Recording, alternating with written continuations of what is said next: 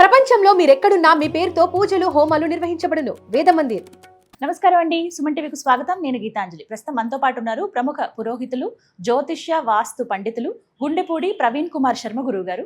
మనకున్నటువంటి ధర్మ సందేహాలను గురువు గారిని అడిగి నివృత్తి చేసుకుందాం. గురుగారు నమస్కారం అండి.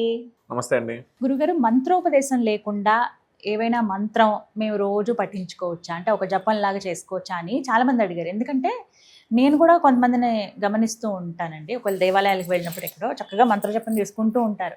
ఓ అనుష్ఠానం అండి, ఎవరు ఆ మంత్రం ఎక్కడ తీసుకున్నారంటే, లేదండి మేము ఇలా పలానా వీడియోలో చూసామనో లేకపోతే ఒక పుస్తకంలో చూసామనో మా అంతటి మేమే చేసుకుంటున్నాం అని అంటారు. అంటే ఇక్కడ సందేహం ఏమిటంటే, గురూపదేశం తీసుకున్నటువంటి మంత్రమే ఫలిస్తుందా, లేకుంటే మనంతట మనం ఒక మంత్రం తీసుకుని ప్రతినిత్యం పఠించడం వల్ల, జపించడం వల్ల కూడా ఫలితం వస్తుందా అనేది, అవి ఎలాంటివి తీసుకోవచ్చు అనేది కూడా చెప్పండి. మనకి గురూపదేశం ఉండాలి అంటే వాటికి కొన్ని మంత్రాలు అనేవి ఉంటాయి. బీజ మంత్రాలు, మూల మంత్రాలు, వీటికి గురూపదేశం కావాలి. అయితే మనం చదివేవన్నీ గురూపదేశం ఉండాలి అంటే అవసరం ఉండదు. అన్నిటికీ గురూపదేశం అవసరం ఉండదు. అవసరం లేకుండా కూడా చేసుకోవచ్చు. వాటి వల్ల కూడా ఫలితాలు వస్తూ ఉంటాయి అన్నమాట. అయితే మూల మంత్రాలు, బీజ మంత్రాలు ఏవైతే ఉన్నాయో అవి గురోపదేశం లేకుండా చేయటం వల్ల ఎటువంటి ప్రయోజనం ఉండదు. ఇంకా చెడు ఫలితాలే ఎక్కువగా వచ్చే అవకాశాలు ఉంటాయన్నమాట. అయితే అడవిలో కాసిన వెన్నెలలాగా ఉంటుందన్నమాట. ఏది గురువు లేకుండా మంత్రోపాసన చేస్తే. అడవిలో కాసే వెన్నెలకి ఉపయోగం ఉండదు, ఎవరు ఉండరు, దాన్ని ఉపయోగించుకోరు కదా. అలాగా ఇప్పుడు గురువు లేకుండా చేసే ఈ మంత్ర సాధన కూడా అలానే ఉంటుంది. అయితే ఈ మంత్రాలు ఇవి కాకుండా మనకి అందరికీ ఉపయోగపడే విధంగా, అందరూ చేసుకునే విధంగా, స్త్రీలకు పురుషులకి ఎవరైనా కానీ చేసుకునే విధంగా చాలా ఉన్నాయి. నమశివాయ అనే మంత్రాన్ని చేసుకోవచ్చు. పంచాక్షరి మంత్రం, శివుడికి సంబంధించింది. అంతకంటే గొప్పది ఇంకోటి లేదు. ఓం నమో నారాయణాయ, రామానుజాచార్యుల వారు మనకి అందించారు అది. ఓం నమో నారాయణాయ, అంతకంటే గొప్ప మంత్రం ఇంకొకటి లేదు. దాని తర్వాత శ్రీరామాయ నమః, రామతారక మంత్రం, శ్రీమాత్రే నమః. ఇవి మంత్రాలే కానీ వీటికి ఉపదేశం లేకుండానే ముక్తిని పొందొచ్చు. అంటే సాధారణంగా ఎటువంటి భావన ఉంటుందంటే, బీజాక్షరాలు లేకపోయినా ఇవి చిన్నవే కదా, వీటికి అంత ఫలితం వస్తుంది. ఒకటి ఇప్పుడు అందరికీ తెలిసిన శ్లోకం, శుక్లాం వరధరం విష్ణు శశివర్ణం చతుర్భుజం అనే శ్లోకం అందరికీ తెలుసు. దాని అర్థం చాలా ఉంటుంది. ఆ శ్లోకం ఒక్కటి చెప్పుకోవటం వల్ల కూడా మనం అనుకున్న పనులు నిర్విఘ్నంగా జరిగే విధంగా జరుగుతూ ఉంటాయి. కానీ అది నేను చిన్నప్పటి నుంచి మా క్లాసులో టీచర్ దగ్గర నుంచి, నేను పుట్టినప్పటి నుంచి చెబుతూ ఉన్న శ్లోకమే. ఇప్పటి వాళ్ళకి ఏం కావాలి అంటే కొత్త మంత్రం కావాలి, కొత్తవి కావాలి. ఏది ఆ క్రాంగ్ క్రీం క్రౌమనో ఠమ్ ఢమ్ ఢమ్ నమ్మో, అది కొత్త బీజ మంత్రాలు, కొత్త అక్షరాలు ఉంటే ఇది ఇంకా ఏదో ఫలితాన్ని ఇస్తుంది అనే, శక్తివంతమైనది అనే ఆలోచనలో ఉండి వీటన్నింటినీ వదిలేసి వాటి దగ్గరికి వస్తూ ఉంటారు. వాటి వల్ల ప్రయోజనం ఉందా? చెప్పాం కదా, అడవిలో కాసిన వెన్నెల లెక్కనే మనకి చేసినా కానీ ప్రయోజనం ఉండదు. కాబట్టి అయితే మనం ఏం చేసుకోవాలి అంటే, ఇప్పుడు చెప్పుకున్నాను కొన్ని నామాలు, అలానే లలితా సహస్రనామం, విష్ణు సహస్రనామం, శివ సహస్రనామం, అలాగా ఈ లక్ష్మీ అష్టోత్తరం, ఇవన్నీ కూడా చాలా పవర్ఫుల్వి, చాలా మంచి శక్తి గలవి. కానీ ఇవి రోజు చదివేవి, అందరూ చదువుతూ ఉన్నారు. అందరూ చదివితేనే నాకేం వస్తుంది, నాకు కొత్తగా కావాలి అనే ఉద్దేశంతో కొత్త మంత్రాలు, కొత్త బీజాక్షరాలు అవన్నీ తీసుకొని చేయడం చేస్తూ ఉన్నారు. వాటి వల్ల ప్రయోజనం అయితే ఎక్కువగా ఉండదు, ఎక్కువగా కాదు అసలు ఉండదు అని చెప్పుకోవచ్చు. కాబట్టి వీటినే మనకి ఒక దేవతను నమ్మాము అంటే ఆ దేవత మీదగా అమ్మవారిని నమ్ముకున్నాము, ఆ అమ్మవారి మీద వెళ్ళిపోతూ ఉండాలి. లలిత చేసుకో, లలిత రాకపోతే తప్పులు వస్తున్నాయి అనుకున్నప్పుడు శ్రీమాత్రే నమః అని చేసుకుంటూ ఉండండి. దానికి మించిన మంత్రం ఇంకొకటి లేదు. విష్ణుమూర్తిని నమ్ముకున్నాం, విష్ణు సహస్రనామం పారాయణం చేయండి. విష్ణు సహస్రనామం పారాయణం నా వల్ల కావట్లేదు, అది చాలా నోరు తిరగట్లేదు, ఆ శ్లోకాలు బాగా కష్టంగా ఉన్నాయి అనుకున్నప్పుడు ఓం నమో నారాయణాయ అదే 108 సార్లు చేసుకోండి. విష్ణు సహస్రనామం చేసిన పారాయణ ఫలితం వస్తుంది. లేదు శివ సహస్రనామము, లేకపోతే లింగాష్టకము, బిల్వాష్టకము, ఇవన్నీ చేసుకోవచ్చు. లేదు దానివల్ల కూడా నాకు కావట్లేదు, నమశివాయ అనేది చేసుకోండి, సరిపోతుంది. లేదు రామతారక మంత్రం, రామ, ఇక్కడ నారాయణ అనే దాంట్లోంచి రా తీసుకుంటే అది ప్రాణమంత్రం అనమాట. నారాయణ నుంచి రా తీసేస్తే ఇక అది మంత్రం, నామం పలకలేము. ఇక్కడ నుంచి మకారం నమశివాయ, దాంట్లో నుంచి మా తీసేస్తే దానికి అర్థం ఉండదు. అందుకనే దాన్ని ప్రాణమంత్రం అన్నారనమాట. కాబట్టి ఈ రెండింటిని రామ అనే మంత్రాన్ని పలిగితే శివకేశవులను ఇద్దరిని ఒకేసారి జపించిన ఫలితం వస్తుంది అనమాట. ఆ మంత్రాన్ని చదువుకోండి. ఆ రామ నేను ఎప్పటి నుంచో వింటూ ఉన్నాను, దీనివల్ల పెద్దగా నాకు ఏం ఉపయోగం ఉండదు అనే భావనతోటి ఉన్నారనమాట. వీటికి మించిన మంత్రాలు అయితే ఇంకా ఏవీ లేవు. ఇవి మంత్రాలు కాకపోయినా కానీ వేదంలో మంత్రాలే అని చెప్పబడి ఉన్నాయన్నమాట. వీటన్నిటికైతే గురువుతోటి పని లేదు, గురువుపదేశం అవసరం లేదు, మనమే చేసుకోవచ్చు.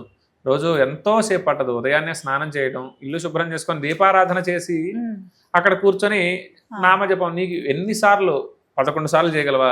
ఆ రాముడు అక్కడ కూర్చొని ఉన్నాడు, ఆయన ముందు నేను రామ అంటున్నాను అనే భావనతోటి చేస్తే 11 సార్లైనా చాలు. లేదు ఇంకా సమయం ఉంది అనుకున్నప్పుడు 24, 54, 108 లేదా 1000 సార్లు అలా మన భావన ఆయన దగ్గర పెట్టి చేస్తూ ఉండాలి. అది అమ్మవారైనా కావచ్చు. అమ్మవారు అక్కడ అలా వచ్చి కూర్చొని ఉంది పరివారంతో సహా. ఇందాక చెప్పుకున్నాం, అమ్మవారు లలితాదేవి పక్కన లక్ష్మీదేవి, అలాగనే సరస్వతీదేవి, సుబ్రహ్మణ్యేశ్వర స్వామి, గణపతి, అలాగనే దేవతలందరూ గణాలన్నీ కూడా అక్కడ వచ్చి కూర్చొని ఉన్నాయి. పరమేశ్వరుడు ఉన్నాడు. ఆమె ముందు కూర్చొని శ్రీమాత్రే నమః అనుకుంటే చాలు, అందరు దేవతలకు వచ్చేస్తారనమాట. అది అమ్మకు మించిన దైవం ఎవరున్నారు చెప్పండి. అలా చేసుకోవచ్చు. అయితే గురోపదేశం మంత్రోపదేశం చేయాలి అంటే దానికి కొన్ని నియమాలు ఉంటాయి. జీవితాంతం దాని మీద కట్టుబడి ఉండాలి. నేను ఒక 4 రోజులు చేశాను, వీటి వల్ల నాకు ప్రయోజనం రావట్లేదు అని వదిలేయటానికి ఉండదు. వదిలేస్తే ఆ గురువుకి శాపంగా మారుతుంది ఈ మంత్రం. కాబట్టి గురువు ఉపదేశం చేయాలి అంటే వాడికి అర్హత ఉందా లేదా అని చూసుకోవాలన్నమాట. ఇప్పుడు ఈ స్వామీజీలు ఉన్నారు, సన్యాసులు ఉన్నారు కదా, వీళ్ళకి తర్వాత ఉత్తరోత్తర అధిపతులుగా రావాలి అంటే వాళ్ళకి అర్హత చూసుకొనే ఇస్తారు. ఇప్పుడు నేను సన్యాసం తీసుకొని నేను ఒక 4 రోజుల సంవత్సరం ఉన్నాను, 2 సంవత్సరాలు ఉన్నాను, ఇంక నేను ఈ సన్యాసాశ్రమాన్ని స్వీకరించలేకపోతున్నాను, నేను తీసుకోలేకపోతున్నాను, పక్కకు రావడానికి ఉండదు. అటువంటి వాళ్ళనే తీసుకుంటారు వాళ్ళు. ఈ మంత్రోపదేశం చేసేది కూడా అంతే. అటువంటి వాళ్ళు చేయగలరా, జీవితాంతం కట్టుబడి ఉండగలరా లేదా అని చూస్తేనే వాళ్ళకి ఉపదేశం చేయాలన్నమాట. దాని గురించి చందోలు రాఘవనారాయణ శాస్త్రి గారి దగ్గరికి ఒక స్త్రీ వచ్చి ఉపదేశం అడుగుతుంది అనమాట. సీతాదేవి ఉపదేశం ఇస్తాను తీసుకోండి అని చెప్పి అమ్మవారి బీజ మంత్రాన్ని ఇస్తారనమాట. ఇస్తే తనేం చేస్తుంది, అసలు కష్టాల్లో ఉందని చెప్పి ఆ బీజ మంత్రాన్ని తీసుకోవడానికి వచ్చింది. నా కష్టాలన్నీ పోతాయి, ఇచ్చేద్దామని చెప్పి. ఆమె ఎప్పుడైతే మొదలుపెట్టిందో ఇంకా కష్టాలు రావడం మొదలుపెట్టినట.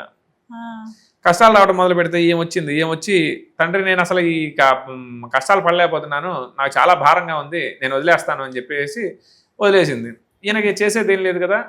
ఈయన ఇచ్చిన దోషం ఎవరికి వచ్చింది, రాఘవనారాయణ శాస్త్రి గారికి వచ్చింది. అయితే ఈమె వదిలేసింది. సీతాదేవి కోపం వచ్చింది, అనర్హురాలకి నువ్వు ఉపదేశం చేశావు అని చెప్పి. ఆయన దేవతలతో కూడా మాట్లాడగలిగే శక్తి ఉండేది రాఘవనారాయణ శాస్త్రి గారికి. అలాగనే మన కంచి పరమాచార్యుల వారు చంద్రశేఖరేంద్ర సరస్వతి, నడిచే దైవం అనే పేరు కూడా ఉంది. వీళ్ళిద్దరూ కూడా మాట్లాడుకుంటూ ఉంటారు, ఏవి ఇట్లాంటి ఫోన్లో ఇవేవి లేకుండా. అలా దివ్య దృష్టితోటి అలా మాట్లాడుకుంటూ ఉంటారు. ఈయన వదిలేసేసరికి సీతాదేవి కోపం వచ్చింది. ఒరే, నువ్వు అర్హత లేని స్త్రీకి నా ఉపదేశం ఇచ్చావు కాబట్టి నీ ఇంటి గడప తొక్కను అని చెప్పేసి అమ్మవారు చెప్పింది. చెప్తే ఈయన లోపల కుమిలిపోతూ ఉన్నాడు. అప్పుడు శ్రీరామనవమి వచ్చింది. శ్రీరామనవమి వస్తే సరే ఇప్పుడు దేవతలని ఆవాహనం చేయాలి. ఆవాహనం చేయాలి అంటే రాముడి దగ్గరికి వచ్చి ఆపేసి ఈయన ఏడుస్తూ ఉన్నాడు. ఒక పక్కన సీతాదేవి రానని చెప్పింది కదా, చెప్తే ఈయన ఏడుస్తూ ఉంటే ఒక పక్కన మళ్ళీ పక్కన సీతాదేవి వచ్చి కూర్చుంది. అప్పుడు ఈయన అడుగుతున్నాడు, అమ్మ నువ్వు రానని చెప్పావు కదా అని చెప్పి. రాముడు వస్తే నేను రాకుండా ఉంటానా అని చెప్పింది. అది ఇక్కడ ఇంత జరిగిందనమాట. అది అమ్మవారు రావడం రాకపోవడం తర్వాత విషయం. అయితే అనర్హులకి ఈ బీజ మంత్రాలు ఇవి ఇవ్వకూడదు అని చెప్పి దీని అర్థం అనమాట. ఇవి యథార్థంగా జరిగిన ఘటనలు ఇవి. బాలా అమ్మవారు తిరుగుతూ ఉంటుంది ఆయన ఇంటి ముందు, మనం చూసే ఉంటాం వీటిల్లో, సోషల్ మీడియాలో.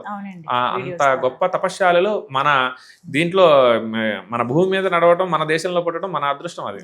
కాబట్టి మంత్రం అనేది అర్హులకు మాత్రమే ఇవ్వాలి. ఆ మంత్రం జీవితాంతం కూడా కష్టం వచ్చినా నష్టం వచ్చినా దాన్ని విడిచిపెట్టకుండా దాన్నే జపిస్తూ ఉండాలి అనుకునే వాళ్ళతో మాత్రమే ఇది ఉపదేశం చేయాలి. ఇటువంటివన్నీ మాకొద్దు, ఇదంతా భారంగా ఉంటాయి అనుకున్నప్పుడు మనం ఇప్పుడు చేసుకున్న ఏవైనా చేసుకోవచ్చు.